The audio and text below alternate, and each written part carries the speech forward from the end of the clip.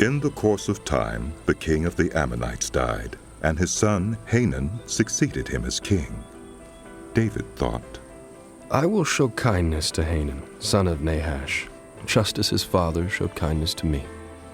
So David sent a delegation to express his sympathy to Hanun concerning his father.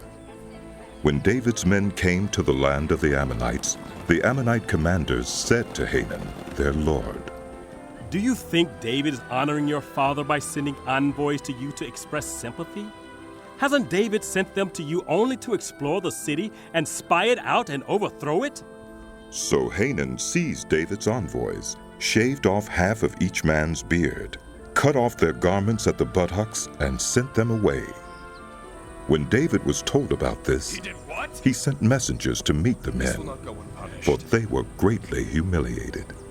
The king said, Stay at Jericho till your beards have grown, and then come back.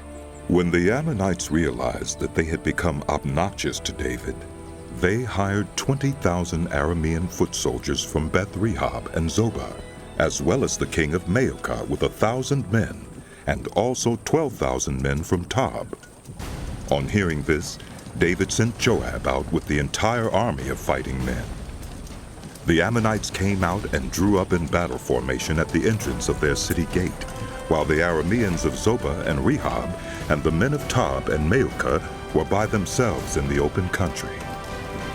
Joab saw that there were battle lines in front of him and behind him, so he selected some of the best troops in Israel and deployed them against the Arameans.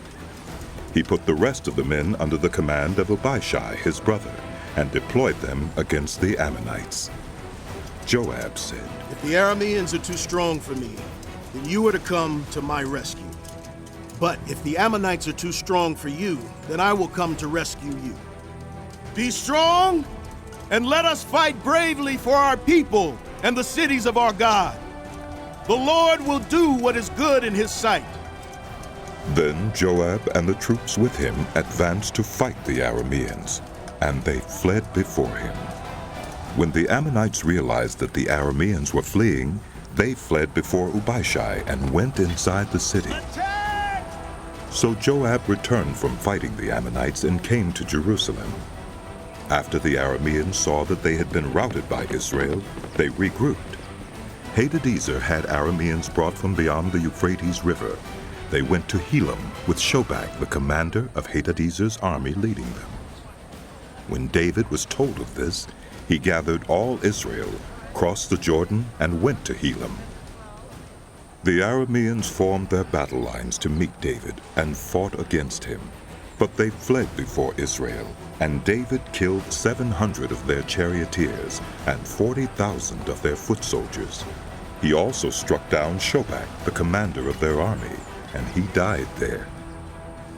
When all the kings who were vassals of Hadadezer saw that they had been routed by Israel, they made peace with the Israelites and became subject to them.